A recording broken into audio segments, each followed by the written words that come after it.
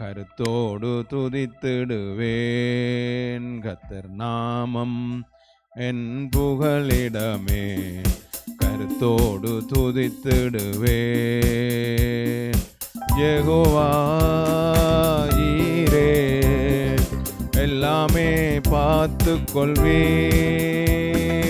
யெகோவா ஈரே, எல்லாமே பார்த்து கொள்வீர்.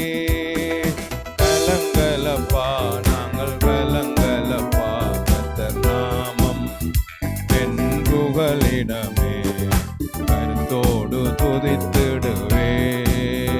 கர்த்தர் நாமம் என் புகலிடமே, கருத்தோடு துதித்திடுவேன்.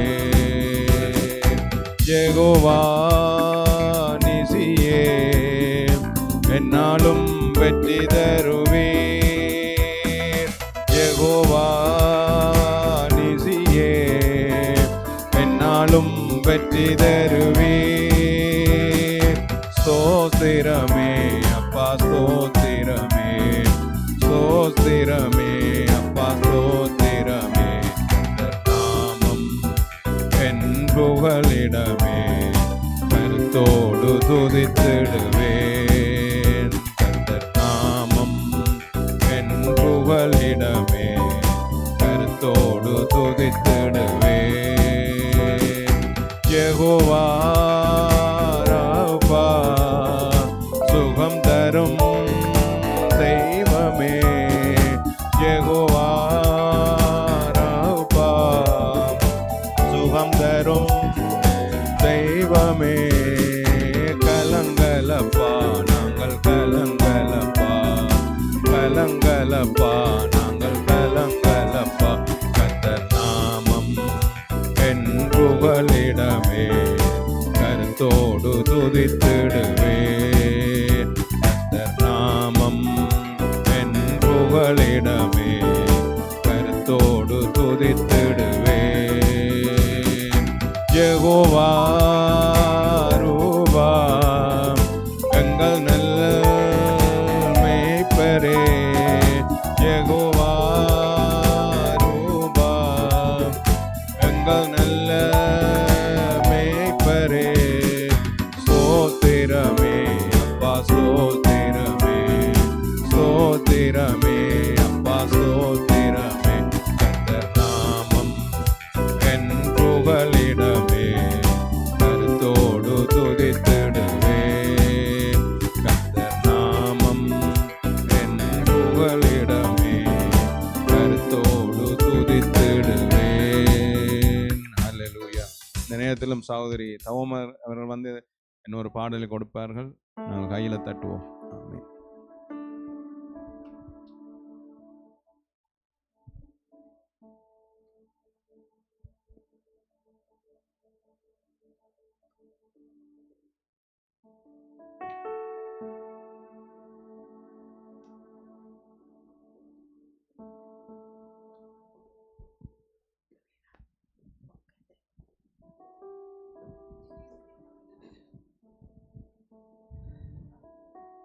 கர்த்தருடைய பரிசுத்த நாமத்துக்கு ஸ்தோத்திரம் உண்டாவதாக. இன்றைய நாளிலும் வந்திருக்கும் ஒவ்வொரு பிள்ளைகளுக்கும் வணக்கத்தை தெரிவித்துக் கொள்கிறேன். கடந்த கிழமை எனக்கு வரையெல்லாம் போய்விட்டது. சின்ன பிரச்சனையால் எங்கள் வீட்டு முத்தம் ஒழுங்குகள் எல்லாம் மதல் கட்டினது போல் அந்த அளவில் குமிச்சிருக்கு. கர்த்தருக்கு ஸ்தோத்திரம் உண்டாவதாக. அத்தனை எனக்கு பலம் சுகம் வெல்லமே என்மேல் பாய்ந்து செல்வதற்காக நமக்கு நன்றி ஐயா. உழந்த எலும்பட ஊரடிய செய்ததற்காக நமக்கு நன்றி ஐயா. அத்தனை எனக்காக ஜெபித்த ஒவ்வொரு பிள்ளைகளையும் ஆண்டவர் தாமே ஆசீர்வதிப்பாராக, பெயர் பெயராக. அத்தனை பாத்திரக்காகவும் எனக்காகவும் எங்கள் குடும்பத்துக்காக நாள்தோறும் ஜெபித்து கொண்டு வருவதற்காக உமக்கு என்னிடங்கா சூத்திரங்களை நன்றியை செலுத்துகிறேன். அத்தனை உமக்கு 1000 நன்றி சொல்லி உமக்கு இந்த பாடலை பாடத்தந்த மகிமையின் ராஜாவுக்கு என்னிடங்கா சூத்திரங்களை நன்றியை செலுத்துகிறேன். ஆமென்.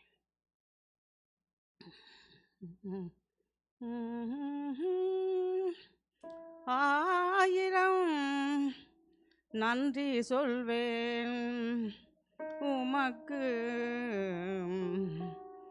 ஆயிரம் பாடிடுவேன். ஆயிரம் நன்றி சொல்வேன் உமக்கு ஆயிரம் பாடிடுவேன் நேரிலே வந்தென்னை ஆண்டு கொண்டோனே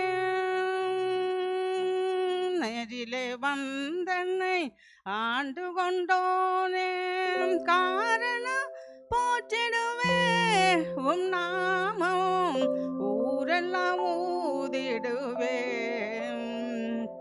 இயேசு இயேசு இயேசு இயேசு இயேசு இயேசுவே இயேசு இயேசு இயேசு இயேசு இயேசுவே இயேசு இயேசு இயேசு இயேசு இயேசுவே இயேசு இயேசு இயேசு இயேசு இயேசுவே ஆயிரம் நன்றி சொல்வேன் உமக்கு ஆயிரம் பாடிடுவேன்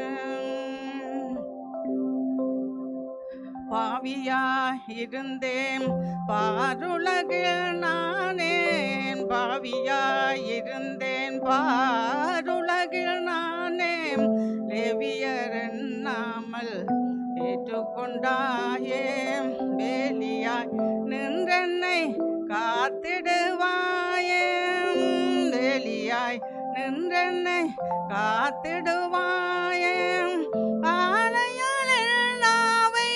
சூடுவேன் உமக்கே சூடுவேன் உமக்கே சூடுவேன் உமக்கே காலை மழையும் கத்தர் இயேசுவை காலடி அமர்ந்திடுவேன் காலடி அமர்ந்திடுவேன் வேலை ஓய்விலும் வேத பெயர் சொல்லி வேதனை தனித்திடுவேன் வேதனை தனித்திடுவேன் தனித்திடுவேன் வேறென்ன தஞ்சம் ஆறுதல் நெஞ்சம் ஆறுதல் நெஞ்சம் ஆயிரம் நன்றி சொல்வேன் உமக்கு ஆயிரம் பாடிடுவேன்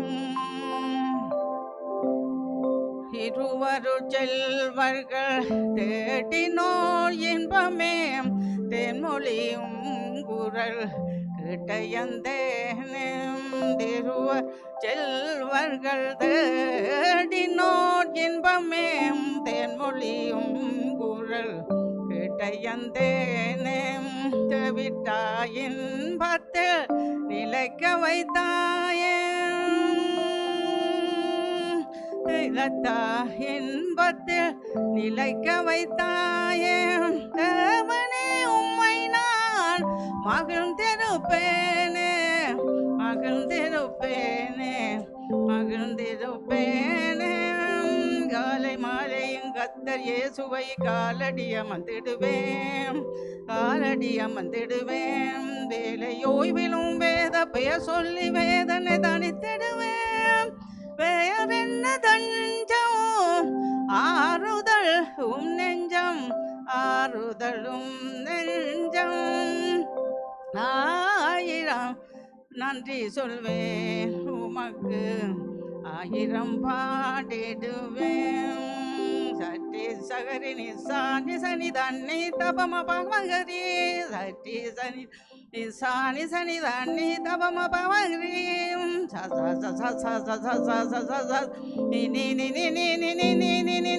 தப தப தப தப தப தப தப தப மப மப மப மப மப மப மப தப மகரி சனி தப மகரி சனி தப மகரி சனிதாயிரம் ஆயிரம் ஆயிரம் நன்றி சொல்வேன் உமக்கு ஆயிரம் பாடிடுவேன் நேரிலே வந்தென்னை ஆண்டு கொண்டோனே நேரிலே வந்தென்னை ஆண்டு கொண்டோனே காரணம் போற்றிடுவே உம் நாமம் ஊரெல்லாம் ஊதிடுவேன் ஆயிரம் ஆயிரம் ஆயிரம் நன்றி சொல்வேன்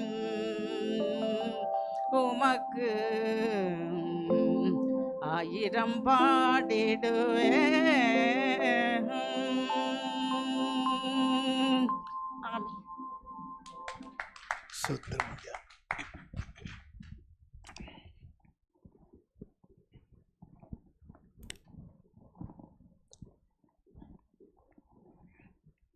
ஹல்லேலூயா, ஹல்லேலூயா. வந்திருக்கும் வரவேற்கும் இயேசு கிறிஸ்துவின் இன்றைய நாமத்திலே நன்றி கூட தெரிவித்துக் கொள்கின்றோம். கர்த்தர் தாமே உதவியும் ஆஸ்வதிப்பாராக. இந்த வேளையின் ஜெபத்தை ஜெபம் பண்ணுவோமாக. நல்ல தேவனே, துதிக்கிறோம், ஸ்தோத்தரிக்கிறோம். பரிசுத்த பிதாவே, மக்கை துதிகன மகிமை எல்லாவற்றையும் தருகிறோம். இந்த காலை வேளையிலும் அப்பா அம்மா துதித்து பாடினோம். நீ செய்த ஒவ்வொரு நன்மைகளுக்காகவும் நன்றி சொன்னோம் ஆண்டவரே. இந்த வேளையிலும் அப்பா உம்முடைய வேதத்தை, உம்முடைய வார்த்தைகளை தியானிக்கப் போகின்றோம். மறைந்திருக்கின்ற ரகசியங்களை நீர் எங்களுக்கு வெளிப்படுத்துகிற தேவனாக இருக்கிறீரப்பா. உமக்கை துதிகன மகிமை எல்லாவற்றையும் தருகிறோம். பரிசுத்த ஆவியான தேவன் தாமே நீர் எங்களோடு பேசுகிற ஆண்டவர், எங்களோடு பேசுகிற ஆண்டவர். இந்த வேளையிலும் அப்பா மறைந்திருக்கின்ற ஒவ்வொரு வார்த்தைகளையும் எங்களுக்கு சொல்லித் தருவதற்காக நன்றி அப்பா. இந்த வேளையிலும் அப்பா என்னை உம்முடைய சிலுவையின் பின்னால் மறைத்து நீர் பேச போகிறதுக்காக நன்றி அப்பா. நீரே என் தேவன், துதிக்கு பாத்திராகிய கண்மலையே, பதிர்க பிள்ளைகளுக்கு நல்ல ஆகாரத்தை தருவதற்காக நன்றி அப்பா. உமக்கே எல்லா துதிகனமாக எல்லாவற்றையும் தருகிறேன். இயேசுவின் நாமத்தின் நல்ல பிதாவே, ஆமேன், ஆமேன். நாங்கள் சில வாரங்களாக வேதத்தில் இருக்கின்ற மறைந்திருக்கின்ற சில காரியங்களை வெளிப்படுத்துகிற காரியங்களை பார்த்து கொண்டிருக்கின்றோம். கடந்த வாரத்துக்கு முதல் வாரங்களிலே தானியேல் புஸ்தகத்திலே சில வார்த்தைகளை நாம் படித்து கொண்டோம். இன்னுமாக அதை தொடர்ந்தும் பார்ப்போமாக இருந்தால் நிச்சயமாக ஒரு ஆசீர்வாதம் நமக்கு இருக்கின்றது. தேவன் தன்னுடைய பிள்ளைகளையாகிய ஒவ்வொருவருக்கும் தன்னை வெளிப்படுத்தி காண்பித்து கொண்டே இருந்தார். 4 அதிகாரங்கள் மட்டும் படித்தோம். இன்றைக்கு 5வது அதிகாரத்திலே வந்திருக்கின்றோம். இந்த 5வது அதிகாரத்திலே மிக மிக முக்கியமான சில சம்பவங்களை பார்க்க போகின்றோம். 5ஆம் அதிகாரம் 1வது வசனத்திலே ஒரு வசனம் சொல்லப்பட்டிருக்கிறது. பெல்ஷாத்சார் என்னும் ராஜா தன் பிரபுக்களின் 1000 பேருக்கு ஒரு பெரிய விருந்து செய்து அந்த 1000 பேருக்கு முன்பாக திராட்சை ரசம் குடித்தான். இந்த வார்த்தையிலே திராட்சை ரசம் என்று சொல்லப்பட்டது ஒரு மதுபானத்தை குறிக்கிறது. யார் இந்த மதுபானத்தை குடிக்கிறவர்கள் என்று சொல்லி பார்க்கின்றவர்கள் விக்கிரக ஆராதனை செய்கிறவர்கள், தங்களுடைய தெய்வங்களுக்கு முன்பாக நின்று ஆடிப்பாடி நடனம் செய்து இப்படியாக தங்கள் தெய்வங்களை புகழுவார்கள். சொல்லப்படுகிறது 1000 பேருக்கு விருந்து செய்தான். ராஜ்ய வாரம் பண்ணுகின்ற வேளையில் வருஷத்துக்கு ஒரு தடவை பெரிதான கொண்டாட்டம் கொண்டாடுவார்கள். அவருடைய தகப்பன் கூட நேபுகாத்நேச்சார் ஒரு விருந்து செய்கின்றார். அது எப்படிப்பட்ட விருந்து என்று பார்க்கின்ற வேளையில் 2ஆம் 3ஆம் அதிகாரங்களை பார்ப்போமாக இருந்தால் நாங்கள் கடந்த காலங்களில் பார்த்தோம். நேபுகாத்நேச்சார் என்ன செய்கின்றார்? 60 முழ உயரத்திலே 6 முழ அகலத்திலே பெரிய ஒரு விக்கிரகத்தை செய்து வணங்குகிறவர்களாக பல அநேக தேசங்களிலிருந்து எல்லாரையும் அழைக்கின்றார். எல்லாரும் விழுந்து வணங்க வேண்டும் சொல்லி பெரிய விருந்து பண்ணுகின்றார். இப்படியாக அவர் செய்து முடிக்க அவர் மரித்த பின்பாக இங்கே அவருடைய மகன் அழைக்கின்றார். எல்லாரையும் அழைத்து விருந்து கொண்டாடுகின்றார்கள். விருந்து கொண்டாடுகின்ற வேளையிலே பாருங்க, அடுத்த 2வது வசனம். பெல்ஷாத்சார் திராட்சரசத்தை ருசித்து கொண்டிருக்கையில் அவன் தன் தகப்பனாகிய நேபுகாத்நேச்சார் எருசலேமின் தேவாலயத்திலிருந்து கொண்டு வந்த பொன் வெள்ளி பாத்திரங்கள் சில பாத்திரங்களில் ராஜாவாகிய தானும் தன் பிரபுக்களும் தன் மனைவிகளும் தன் பட்பாட்டிகளும் குடிக்கிறதுக்காக அவர்களை கொண்டு வரும்படி கட்டளையிட்டார். இந்த அதிகாரத்தில் இந்த வசனத்தில் பார்க்கின்ற வழியிலே 1000 பேருக்கு விருந்து செய்கின்றார்கள். செய்கின்ற வேளையிலே நேபுகாத்நேச்சார் எருசலேம் தேவாலயத்தில் இருந்து கொண்டு வரப்பட்ட அங்கே இருக்கின்ற பொற்பாத்திரங்கள் சிலவற்றை எங்கே வைத்திருக்கின்றார்கள் என்றால் தங்களுடைய விக்கிர கோயிலுக்குள்ளே அங்கே வைக்கப்பட்டிருக்கிறது. அது சற்று பின்னாக நாம் பார்ப்போமாக இருந்தால் அந்த வெள்ளி பாத்திரங்கள் பொற்பாத்திரங்கள் எல்லாம் தேவாலயத்திலே சாலேமோனால் வைக்கப்பட்டது. இஸ்ரவேல் ஜனங்கள் பாலும் தேனுமுள்ள தேசமாகிய கானானுக்குள்ளே வந்து 470 ஆண்டுகள் இருக்கின்றார்கள். 470 ஆண்டுகள் 400 ஆண்டுகள் அடிமைப்பட்டிருக்கின்றார்கள். 40 வருடங்கள் பாலும் தேனுமுள்ள தேசமாகிய கானானுக்குள் வருகின்றார்கள். அதுக்கு பின்பாக எருசலேம் அதாவது இஸ்ரவேலிலே 470 ஆண்டுகள் இருக்கின்றார்கள். அதற்குள்ளே சில காரியங்கள் நடக்கிறது. 3 விதமான காரியங்கள். யோசேப்பு எகிப்தில் இருந்த வேளையிலே யோசேப்பு உயிரோடு இருக்கின்ற நாளெல்லாம் இஸ்ரவேல் ஜனங்கள் ஆசீர்வாதத்தோடு இருந்தார்கள். யோசேப்பு மறைந்த பின்பாக அவருடைய வாழ்க்கையில தாறுமாறாக அவர்கள் நடந்து கொண்டார்கள். விக்கிரகங்களை வணங்கவும் அங்கே உலக பிரகாரமான காரியங்களை செய்கின்றவர்களில் அங்கே அடிமைப்படுகின்றார்கள். அந்த தேசத்தில் இன்னொரு பார்வோன் வருகின்ற வேளையில் அடிமைப்பட்டு போகின்றார்கள். ஆசீர்வாதமாக இருந்தவர்கள் அந்த தேசத்தில் அடிமையாக மாறிவிட்டார்கள். அந்த அடிமைத்தனத்தில் இருந்து பாலும் தேனுமுள்ள தேசமாகிய கானானுக்குள்ளே வருகின்றார்கள். 470 ஆண்டுகள் அந்த தேசத்தில் இருந்து பின்பு சிறைப்பட்டு போகின்றார்கள். என்ன செய்கின்றார்கள்? ஆசீர்வாதமாக இருந்தவர்கள், அடிமைத்தனத்தில் இருந்தவர்கள் இப்போது அங்கே சிறைப்பட்டு போகின்றார்கள். சுமாராக 870 ஆண்டுகளுக்குள்ளே சிறைப்பட்டு பாபிலோனுக்கு போகின்றார்கள். அந்த பாபிலோனுக்கு போகிறதுக்கு என்ன காரணம், மூல காரணங்கள் இருக்கின்றது. அது என்ன காரணம் என்று பார்க்கின்றவர்கள் சற்று நாங்கள் வேதத்தை நன்றாக தியானிப்புமாக இருந்தால் உபாகமம் புத்தகத்திலே 28ஆம் அதிகாரத்திலே 14 வசனங்கள், 1 இருந்து 14 வசனங்களை பார்ப்போமாக இருந்தால் வீட்டில் படியுங்கள். அந்த வசனத்தை சொல்லப்பட்டிருக்கிறது, உன்னை ஆசீர்விப்பேன், உன்னுடைய எல்லைகள் எல்லாவற்றையும் ஆசீர்வதிப்பேன், மாப்பிறந்த தொட்டிகள் எல்லாம் ஆசீர்வதிக்கப்படும், உன்னுடைய கையில் செய்கிற வேலைகள் எல்லாம் ஆசீர்வதிக்கப்படும், நீ என்னென்ன தொழில் செய்கிறோ அந்த தொழில் எல்லாம் ஆசீர்வதிக்கப்படும், நீ கையிட்டு செய்கின்ற தொழில், நீ விதைக்கிற விதத்தானியங்கள் எல்லாம் ஆசீர்வதிக்கப்படும், நீயோ கடன் வாங்காதிருப்பாய், மற்றவர்கள் எல்லாருக்கும் கடன் கொடுப்பாய், நீ பட்டணத்திலும் ஆசீர்வதிக்கப்பட்டிருப்பாய், வழியிலும் ஆசீர்வதிப்பாய், போகையிலும் ஆசீர்வதிக்கப்படுவாய், வருகையிலும் ஆசீர்வதிக்கப்படுவாய். இப்படியாக எல்லா ஆசீர்வாதத்தையும் 14 வசனத்துக்குள்ளே சொல்லிவிட்டு மிகுதியான 15வது வசனத்திலே சொல்லப்படுகிறது, நீ இந்த வாக்கு தத்தத்துக்கு விரோதமாக, ஆண்டவருடைய வார்த்தைக்கு விரோதமாக நீ செயல்படுவாயாக இருந்தால் இந்த ஆசீர்வாதங்கள் எல்லாம் உனக்கு சாபமாக வரும் என்று சொல்லி பின்னாக வைக்கப்படுகிறது.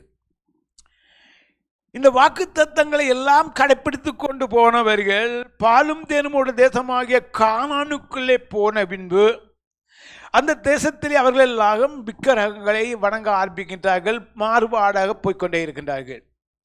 இதனால் தான் ஆண்டவர் சொல்கிறார், உங்களுடைய வாழ்க்கையிலே அங்கே எசேக்கியா மன்னனுக்கு சொல்கின்ற பொழுது எசேக்கியா மன்னன் அங்கே தன்னுடைய காலத்தில் உத்தமனாக இருப்பேன் என்று சொன்ன வேளையிலே ஆண்டவர் உன்னுடைய சந்ததி மேலே அந்த சாபத்தை வேற பண்ணுவேன் என்று சொல்லி அங்கே அவருடைய மகனாகிய யோயாக்கீம் என்கின்ற ஒரு அரசன் எழும்புகின்றார். யோயாக்கீம் என்கின்ற அரசன் எழும்புகின்றார். அவருடைய ஆண்டு 3 ஆண்டுகள் மட்டும்தான் ராட்சியபாரம். 3 ஆண்டுகளில் அவரை வந்து நேபுகாத்நேச்சார் சிறைப்பிடித்து கொண்டு போகின்றார். எங்கே? பாபிலோனுக்கு. சிறைப்பிடித்து போனது மட்டுமல்ல, அவருடைய கண்களை குருடாக்கி அவரை விலங்குகள் போட்டு நடத்தி கொண்டு அங்கே அதாவது பாபிலோனுக்கு கொண்டு போகப்படுகிறது. பாபிலோனுக்கு கொண்டு போகப்படுகின்ற பொழுது ஆண்கள் எல்லாரும் நிர்மூலமாக நடத்தி கொண்டு போனார்கள்.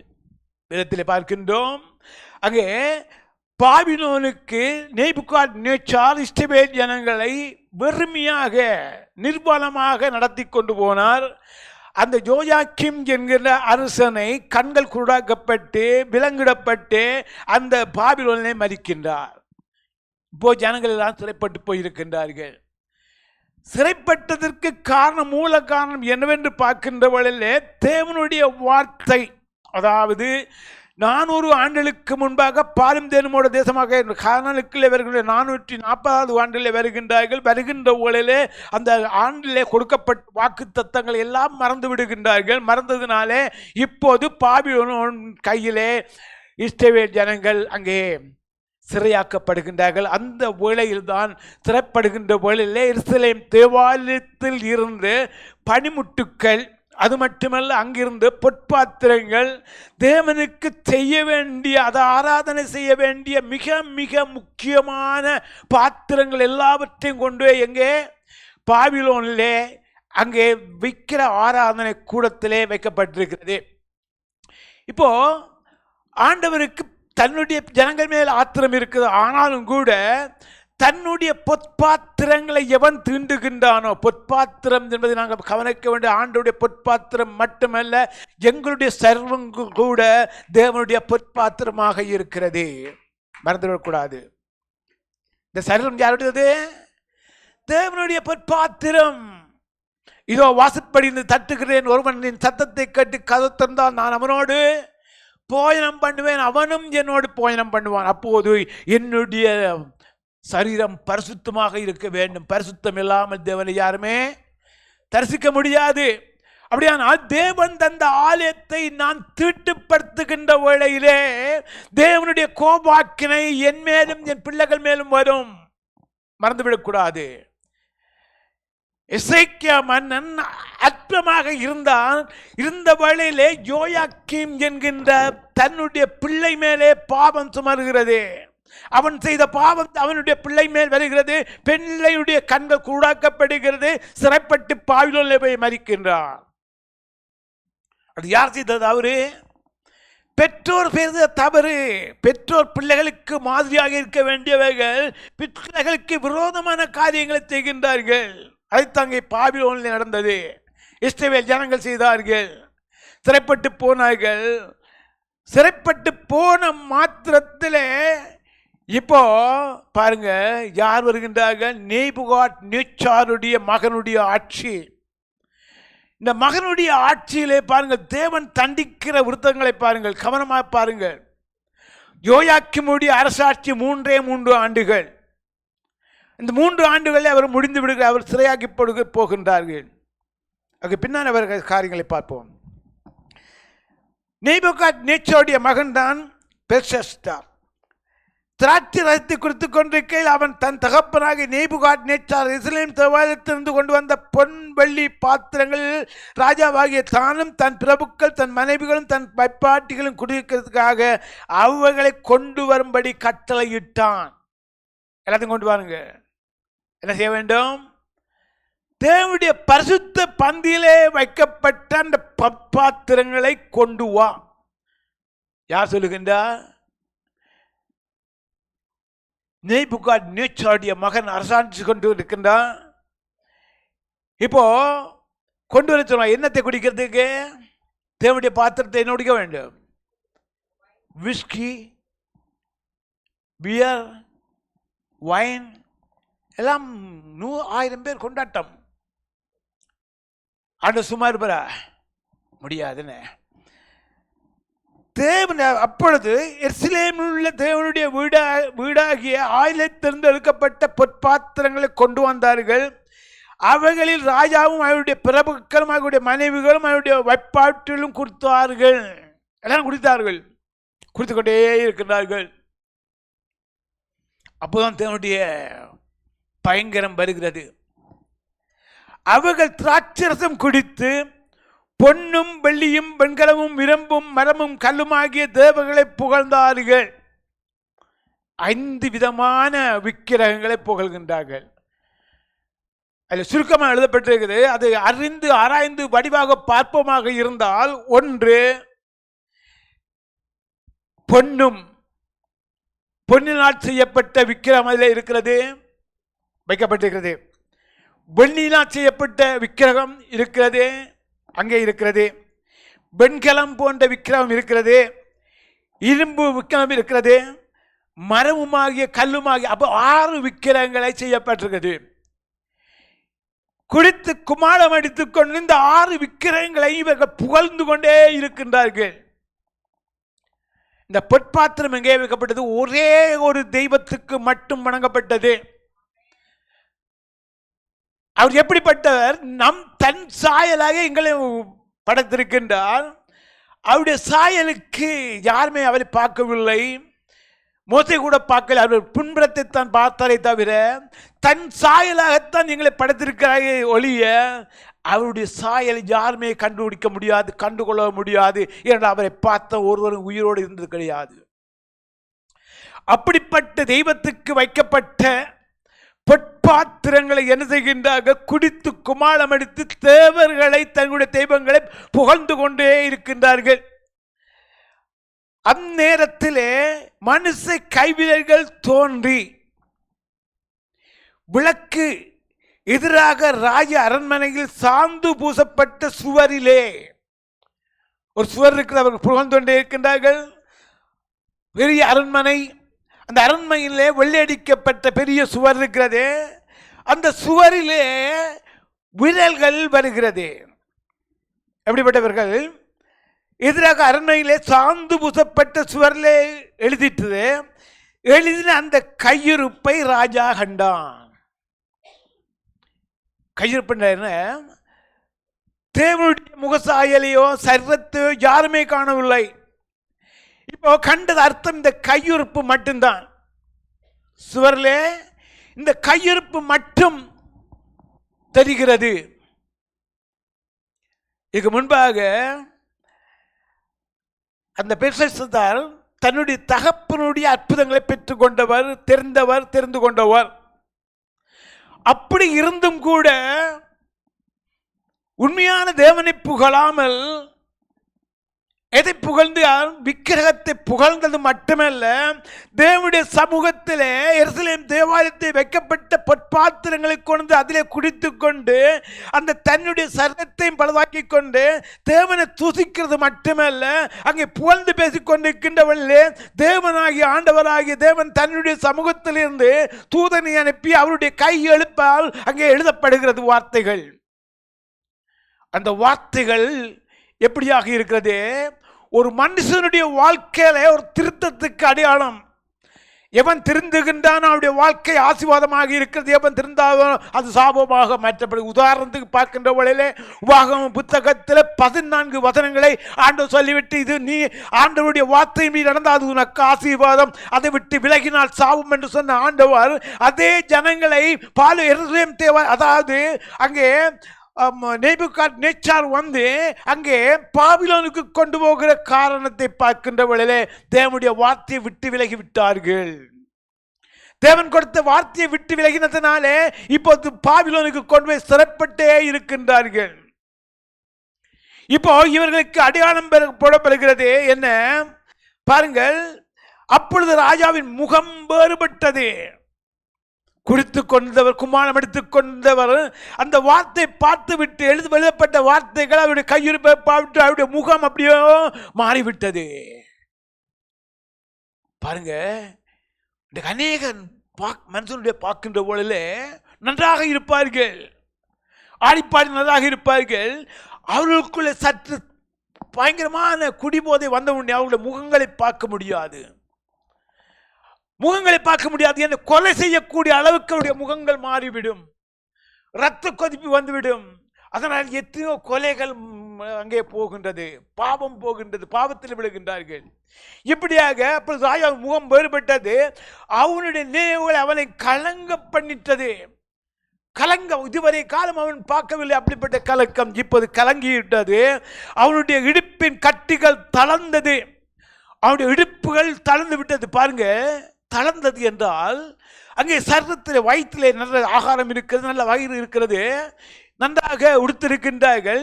அதை பார்த்த உடனே தளர்வு வந்துவிட்டது. என்ன? அவருடைய சரீரம் சுருங்கி விட்டது. சுருங்கினதுனாலே அவங்களுடைய கட்டுகள் எல்லாம் தளர்ந்து விடுகிறது. அல்லேலூயா. பாருங்கள், கட்டுகள் தான் அவருடைய முழங்கால்கள் ஒன்றோடொன்று மோதிக்கொண்டது. அவருடைய முழங்கால் ரெண்டும் என்னது மோதிக்கொண்ட நடுக்கம் வந்துவிட்டது. அவனுக்கு பலமீனம் வந்துவிட்டது. நடுக்கம் நடுங்கிக் கொண்டே இருக்கின்றான். ராஜா உரத்த சத்தமிட்டு ஜோதியரையும் கல்லையரையும் குறிகளவர்களையும் உள்ளே அழைத்து வாரும்படி சொன்னான். ராஜா பாபிலோன் ஞானிகளை நோக்கி, இந்த எழுத்தை வாசித்து இதன் அர்த்தத்தை எனக்கு வெளிப்படுத்த எவனோ அவன் ரத்தாம்பரமும் கழுத்தில் பெற்றபணியும் தரிக்கப்பட்டு ராஜ்யத்தில் 3ஆம் அதிபதியாக இருப்பான் என்று சொன்னான். இந்த வார்த்தைக்குள்ளே ஒரு வசனம் ஒன்று அடங்கி இருக்கிறது. நன்றாக திரும்ப திரும்ப வேதத்தை படித்தா தான் அதனுடைய அர்த்தம் தெரியும், புரிய முடியும். அப்படியானால் அதுக்கு முன்பாக நேபுகாத்நேச்சாருடைய ராஜ்யத்திலே யார் 3வது அதிகாரியாக இருந்தவர்? கேள்வி பார்ப்போம். 3வது அதிகாரியாக இருந்தவர் யார்? தெரியாது. ஒன்று பாபிலோன் அதிகாரியாகிய நேபுகாத்நேச்சார், அடுத்தது அமைச்சர் 2வது. 3வதாக நியமித்தார் யாரை? தானியேலை. ஆமா இல்லையா? தானியேல் 3வதாக நியமிக்கப்பட்டார். இப்போ இவர் சொல்லுகின்றார் 3வதாக ஒருவன் நியமிப்பேன். யாரை சொல்லுகின்றார்களோ அவர் நியமிக்கப்படுவேன். அப்படியானால் நேபுகாத்நேச்சார் மரித்த உடனே தானியேல் அந்த பொறுப்பிலே இல்லை. எந்த பொறுப்பிலே? அதாவது இங்கே சொல்லப்பட்ட பெல்ஷாத்சார் அவருடைய பொறுப்பிலே இல்லை, அவர் விலக்கப்பட்டிருக்கின்றார். சத்தியத்தை அறிவித்ததனால் தான் நான் சத்துருவானேனோ, சத்தியத்தை அறிவித்ததனால் நான் உங்களுக்கு சத்துருவானேனோ அப்போதான் கேட்டார். அதே போல இந்த இடத்துல தானியேல் சத்துருவாக மாறிவிட்டான். என்னதினாலே? தகப்பனுக்கு சத்தியத்தை சொன்னதினாலே அவனுடைய இருதயம் மாறுபட்டது. அவன் தன்னுடைய சமூகத்தில் இருக்கிறான். இப்போ அவருடைய மகனுக்கு ஒரு சத்துருவாக மாறிவிட்டார், ஒதுக்கப்பட்டிருக்கின்றார். சத்தியத்தை சொல்ல வேண்டியவர் ஒதுக்கப்பட்டிருக்கின்றார். இப்போது கூறுகின்றார், எல்லாரையும் போய் கூட்டிக் கொண்டு வாருங்கள்.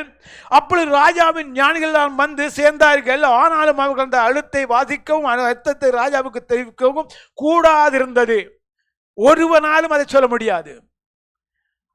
ஆண்டவர் பூட்டினால் பூட்டியதான், பூட்டினால் யாருமே திறக்க முடியாது. ஆண்டவர் திறந்தால் அதை யாருமே பூட்டவே முடியாது.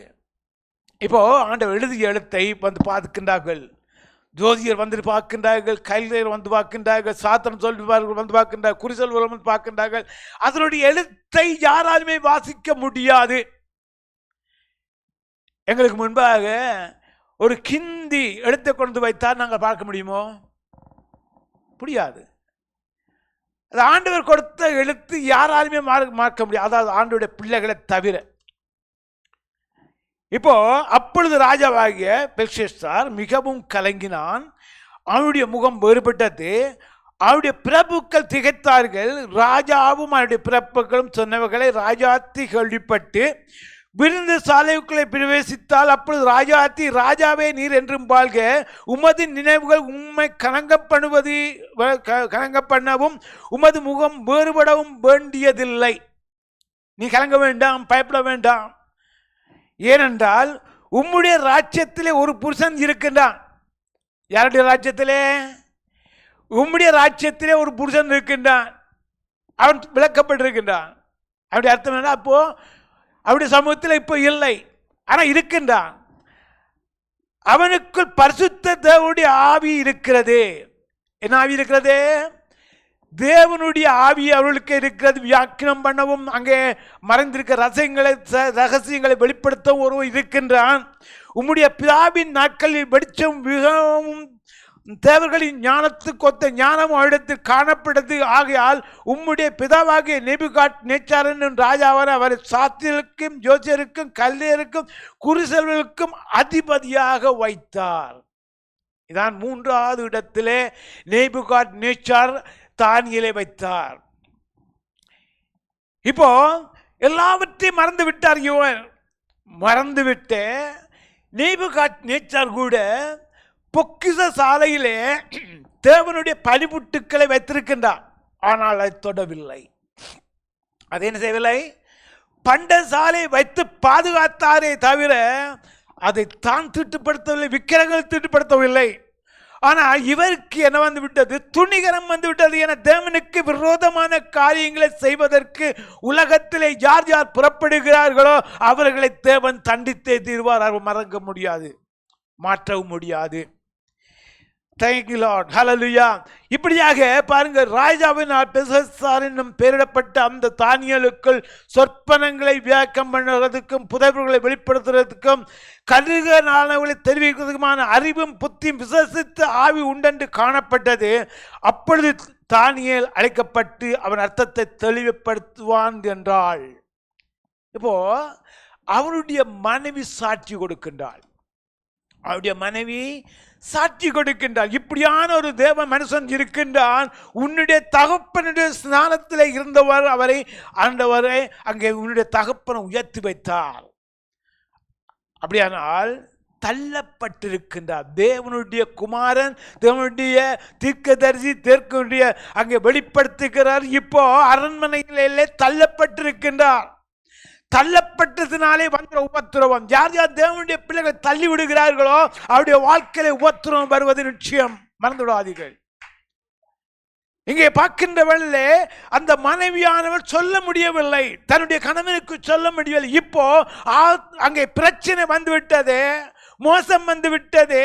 இப்போது பிரச்சனை வந்த உடனே அவள் சொல்ல துணிகின்றாள், என்னுடைய ராஜ்யத்திலே இருக்கின்றான். நமக்கு ஆசீர்வாதத்தை கொடுப்பதற்கு ஒருவர் இருக்க, வெளிப்படுவதற்கு ஒருவர் இருக்க, அந்த எழுத்தை சொல்வதற்கு ஒருவர் இருக்கின்றார் என்று சொன்ன மாத்திரத்திலே ராஜா அழைக்கின்றார். அழைத்து சொல்லுகின்றார், நீ அர்த்தத்தை சொன்ன அவனுக்கு எல்லாம் கொடுக்கப்படுமா, உயர்ந்த மதிப்பான எல்லாம் கொடுக்கப்படும் என்று சொல்லுகின்றார். அவர் சொல்லுகின்றார், தானியேல் எனக்கு இது ஒன்றுமே தேவையில்லை, ஒன்றுமே தேவனுடைய பிள்ளைகளுக்கு ஒன்றுமே தேவையில்லை. ஏனென்றால் தேவன் தன்னுடைய பிள்ளைகளை போஷிக்கிற ஆண்டவராக இருக்கிறார். எப்பொழுதும் தேவன் தன்னுடைய பிள்ளைகளை மறந்து விடுவ தேவன் அல்ல. சிறைப்படுத்தான் இருக்கின்றார், சிறைப்படுத்தான் இருக்கின்றார். எல்லா ஆகாரத்தையும் ஆண்டவர் கொடுக்கின்ற ஆகாரத்தை தவிர அவர்களுடைய ஆகாரத்தை தள்ளினவர். அவருடைய பாத்திரங்கள் மட்டுமல்ல, அவருடைய ஆங்காரத்தை கூட தள்ளிவிட்டவர் தானியேல். ராஜபோஜனத்தை விரும்பாதவர், எல்லாவற்றையும் தள்ளிவிட்டவர். அதனாலே தேவனுடைய ஆவி அவர்களுக்கு தொடர்ந்து இருக்கிறது. பார்க்கின்றார், நான் அதனை வெளிப்படுத்த சொல்லிவிட்டு அதனுடைய அர்த்தத்தை தெரிவிக்கின்றார். பாருங்கள் அதனுடைய அர்த்தங்களை. அல்லேலூயா, கர்த்தருக்கு ஸ்தோத்திரம். அந்த அர்த்தத்தை பார்க்கின்ற வேளையிலே 24வது வசனத்திலே பாருங்கள். தானியேல் புத்தகம் 5ஆம் அதிகாரம் 24ஆம் வசனத்திலே, அப்பொழுது அந்த கையெழுப்பு அவரால் எழுதப்பட்டு இந்த எழுத்து எழுதப்பட்டது. எழுதப்பட்ட எழுத்து என்னவென்றால் மேனே மேனே தெக்கேல் உப்பாசி என்பது. அருமையான வார்த்தை தானியேல் வார்த்தையாக சொல்லிவிட்டு அர்த்தத்தை சொல்லுகின்றார். இந்த வசனத்தின் அர்த்தமானது, மேலே என்பதற்கு தேவன் உன் ராஜ்யத்தை மட்டுப்படுத்தி என்ன செய்கின்றார்? ஆண்டவர் மட்டுப்படுத்துகின்றார். உன்னுடைய ராஜ்யம் இதுக்கு மேலே முடியாது, எழுதப்பட்டுவிட்டது. ஏன் ஆண்டவர் அதை மட்டுப்படுத்தினார்? செய்யக்கூடாத காரியத்தை செய்துவிட்டார். தேவனுடைய சமூகத்தை தீட்டுப்படுத்தி விட்டார். தேவனுடைய பொற்பாத்திரத்தை தீட்டுப்படுத்தி விட்டார்.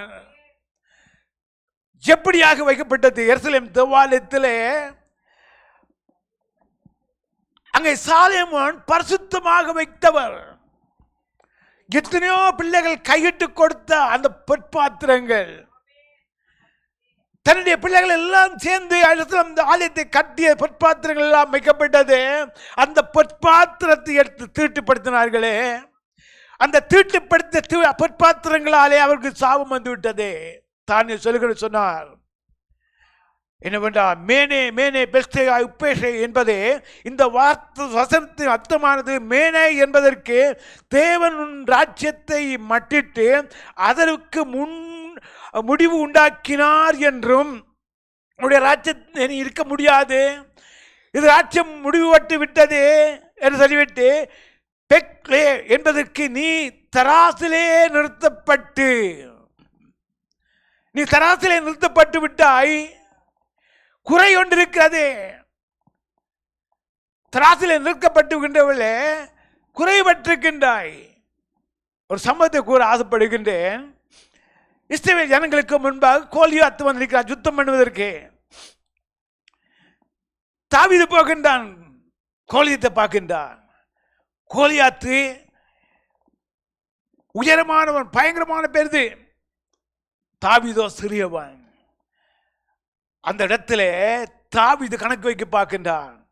ஒரு பெரிய திராசிலே அவன் நிறுத்து பார்க்கின்றான். அது வேதத்தில் இல்லை, ஒரு சம்பவம் பார்க்கின்றான். ஒரு பக்கத்திலே தேவனை வைத்து பார்க்கின்ற ஒரு திராசிலே, மறு திராசிலே கோலியாத்தை வைத்து பார்க்கின்றார். ஒரு புறத்திலே கோலியாத்து, ஒரு பக்கத்திலே ஆண்டவர் பார்க்கின்றார். ஆண்டவர் பெரியவர், என்னை உருவாக்கியவர், உலகத்தை உருவாக்கிய, உலகத்தை படைத்தவர் பெரியவர். அவருக்கு முன்பாக யாருமே நிற்க முடியாது. கோலியாத்தை வீழ்த்தினான், அவன் வெற்றி பெற்றான். அதே போல இங்கே பார்க்கின்ற வேளையிலே தராசிலே நீ நிறுக்கப்பட்டு குறைபட்டிருக்கின்றாய். என்னுடைய வாழ்க்கையில பாவம் வருகிறதோ அந்த பாவம் கீழே போகிறது, நித்தமுடைய நீதி மேலே போகிறது. பாவம் கீழே போகிறது, பூமிக்கு கீழே போகிறது. பாவம் கீழே போகுது, கீழே போகிறது. பாவம் நிறுத்தப்பட்டு பாருங்க. பெற்ற என்பதற்கு நீ தராசிலே நிறுத்தப்பட்டு குறையை காணப்பட்டாய் என்றும், பேரோஸ் என்பதற்கு உன் ராஜ்யம் பிடுங்கப்பட்டு மேஜருக்கும் பெசேருக்கும் கொடுக்கப்பட்டது என்றும் அர்த்தமாம் என்றார். சொல்லிவிட்டார். சொன்ன மாத்திரத்திலே அவர் ஒரு புறம் சந்தோஷம், அடுத்த நிமிடம் நடக்கப் போகிறது தெரியாதவருக்கு. ஆனால் தானியலுக்கு தெரியும், தேவனுடைய ஆவி அவனுக்குள்ளே இருக்கிறது. தேவன் எல்லாவற்றையும் வெளிப்படுத்திக் கொண்டே நடக்கப் போகின்ற காரியங்கள், நடந்து முடிந்த காரியங்கள், இனிமே நடக்கப் போகின்ற காரியங்களை கூட தானியலுக்கு தேவன் வெளிப்படுத்தி இருக்கின்றார். இந்த இடத்துல வெளிப்படுத்தி இருக்கின்றார். பாருங்க நடக்க போகிற சம்பவத்தை. ஹல்லேலூயா. அப்பொழுது பெல்ஷாத்சார் தானியலுக்கு இரத்தாம்பரத்தையும் அவருடைய கழுத்தில் பணியையும் தரிப்பிக்கவும், ராஜ்யத்திலே அவன் 3ஆம் அதிகாரியாக இருப்பான் என்று அவனை குறித்து பறையிடவும் முறையிட்டான். திரும்பவும் 3ஆம் இடத்துக்கு வந்திருக்கின்றான். தகப்பனுடைய, அதாவது நேபுகாத்நேச்சார் ஆண்ட 1ஆம் தலைமுறை, இப்போ 2ஆம் தலைமுறையிலும் வந்திருக்கின்ற தானியேல், 3ஆம் தலைமுறையும் வரப்போகின்றார் தானியேல். அது அடுத்தடுத்த வாரத்திலே பார்ப்போம். ஹல்லேலூயா. இப்போது இந்த இடத்தை பார்க்கின்ற வழியில அங்கே எல்லாவற்றையும் முடிந்த 3வது அதிகாரியாக வந்துவிட்டார். ஆனால் அடுத்ததாக அன்று ராத்திரியிலே கல்தேரின் ராஜாவாகிய பெல்ஷாத்சார் கொலை செய்யப்பட்டான். அவருடைய ஆட்சி முடிந்து விட்டது. ஏன் முடிந்தது? தேவனுடைய வார்த்தையை மீறிவிட்டார்களே. தேவனுடைய வார்த்தையை மீறியவர்களுடைய வாழ்க்கையில ஆசீர்வாதம் கிடையாது. மேதியனாகி தரிசு தன் 62ஆம் வயதிலே ராஜ்யபாரத்தை கட்டி கொண்டான். பார்த்தோம் அந்த இடத்துல பாருங்க, யோயாக்கீமுடைய வாழ்க்கையில 3 ஆண்டுகள் தான் அரசாட்சி செய்தான். அதே போல இந்த இடத்துல பார்க்கின்றவர்கள் நேபுகாத்நேச்சார் ஆண்ட காலத்திலே அவருடைய மகன் 3 ஆண்டுகள் தான் ராஜ்யபாரம் பண்ணினான். அதோடு அவருடைய ஆட்சி முடிந்து விட்டது. காரணம் என்னவென்று பார்க்கின்ற பொழுதிலே மூல காரணம் தேவனுடைய வார்த்தை. தேவனுடைய வார்த்தை உண்மை உள்ளது. தேவன் நேசித்திருக்கின்றார். பாபிலோன் ஜனங்களை நேசித்திருக்கிறார், பாபிலோன் ராஜ்யத்தை நேசித்திருக்கின்றார். அதனால் தான் நேபுகாத்நேச்சாரையே ஆண்டவர் தெரிந்து கொண்டார். அவருடைய மகனை தெரிந்து கொள்ளவில்லை. ஏனென்றால் யோயாக்கீமை தள்ளினது போல, அதாவது எசேக்கியா மன்னனுடைய யோயாக்கீமை தள்ளினது போல இவரையும் தள்ளிவிட்டார் ஆண்டவர். தள்ளி அதுக்கு பின்பாக தேவன் தன்னுடைய ஜனங்களுக்கு ஆசீர்வாதத்தை கொடுத்தார். அடுத்த வாரத்திலே மிகுதியான காரியங்களையே பார்ப்போம். எழுந்து ஜெபம் பண்ணுவோமாக. கர்த்தருக்கு ஸ்தோத்திரம் உண்டாவதாக. தேவன் நல்ல தேவனாக இருக்கிறார். ஆசீர்வாதத்தை கட்டளையிடுகிற தேவனாக இருக்கிறார். அற்புதமான காரியங்கள் நடப்பிக்கிற தேவனாக இருக்கின்றார். நம்முடைய வாழ்க்கையில தேவன் செய்ய நினைப்பது ஒரு நாளும் தடைப்படாது.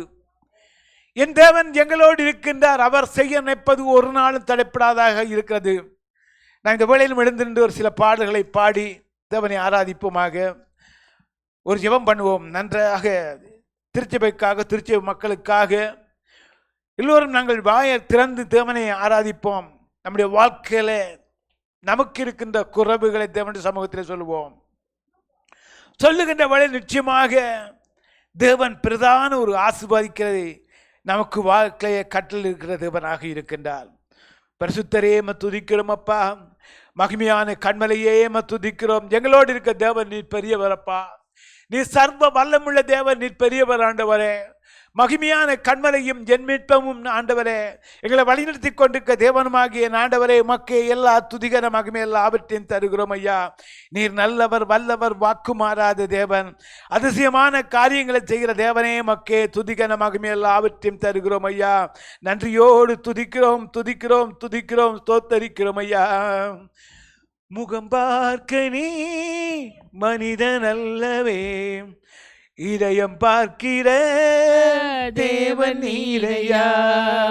முகம் பார்க்க நீர் மனிதன் அல்லவே, இதயம் பார்க்கிற தேவன் நீரையா. மனிதன் முகத்தை பார்க்கிறான், தேவன் நீர் இதயம் பார்க்கிறீர். மனிதன் முகத்தை பார்க்கிறான், தேவன் நீர் இதயம் பார்க்கிறீர். முகம் பார்க்க நீர் மனிதன் அல்லவே, இதயம் பார்க்கிற தேவன் நீரையா.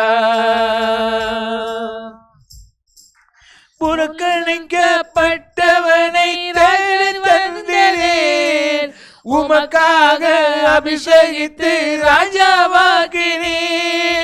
புறக்கணிக்கப்பட்டவனை தேடி செல்கிறீர், உமக்காக அபிஷேகித்து ராஜாவாக்கினீர். மனிதன் முகத்தை பார்க்கிறார், தேவன் நீர் இதயம் பார்க்கிறீர். மனிதன் முகத்தை பார்க்கிறான், தேவன் நீர் இதயம் பார்க்கிறீர்.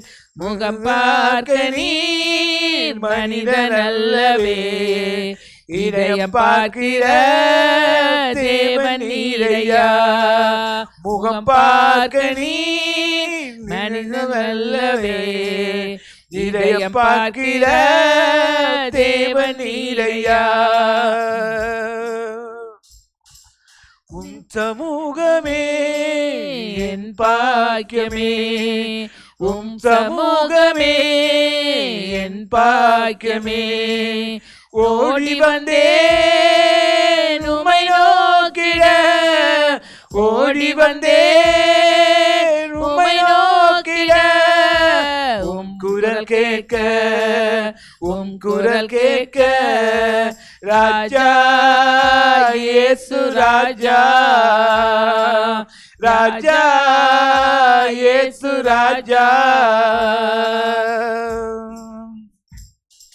ஒரு கோடி செல்வங்கள் என்னை தேடி வந்தால் உமக்கது ஈடாகுமோ? ஒரு கோடி செல்வங்கள் என்னை தேடி வந்தால் உமக்கது ஈடாகுமோ? செல்வமே ஒப்பற்ற செல்வமே, செல்வமே ஒப்பற்ற செல்வமே, நல்லுணவே நாளெல்லாம் உம் நினைவே, நல்லுணவே நாளெல்லாம் உம் நினைவே. உம் சமூகமே என் பாக்கியமே, உம் சமூகமே என் பாக்கியமே. ஓடி வந்தேன் உம்மை நோக்கிட, ஓடி வந்தேன் உம்மை நோக்கிட. உம் குரல் கேட்க, உம் குரல் கேட்க, ராஜா இயேசு ராஜா, ராஜா இயேசு ராஜா. ஆண்டவரே, எங்களோடு இருக்க தெய்வம் நீர் பெரியவர். ஆண்டவரே, அதிசயமான காரியங்களை செய்கிற தேவன், வந்திருக்கின்ற பிள்ளைகளோடு நீர் ஆண்டவரை பேசுகிற ஆண்டவராக இருக்கிறப்பா. உம்முடைய பிள்ளைகளுடைய வாழ்க்கையில ஆண்டவரே பிரதான காரியங்களை செய்கிற தேவனாக இருக்கிறப்பா. நீ சுகபலத்தை கொடுக்க தேவன் ஆண்டவரே. இந்த காலை வேளையிலும் ஆண்டவரே தகப்பனே, உம்முடைய ரத்தத்தால் மூடி பாதுகாக்கிற தேவனாக இருக்கிற ஆண்டவரே. உம்முடைய பிள்ளையாகிய ஆண்டவரை கர்த்தாவே அப்பா தகப்பனே, மக்கள் ஸ்தோத்திரம். உம்முடைய பிள்ளைகள் எல்லாரையும் ஆசீர்வதிக்க தேவனாக இருக்கிறீர் ஆண்டவரே.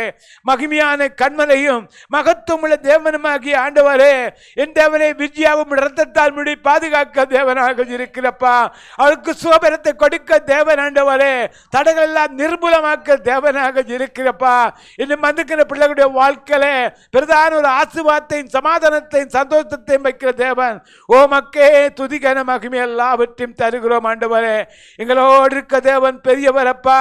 எங்களை வாழ வைத்த தெய்வம் நீர் பெரியவரையா. அற்புதமான காரியங்களை செய்கிற தேவன் நீர் பெரியவரையா. ஓ தகப்பனே, துதிக்கிறோம். நீர் சர்வ வல்லமுள்ள தேவனப்பா. சர்வத்தை ஆளுக பண்ணுகிற தேவன்.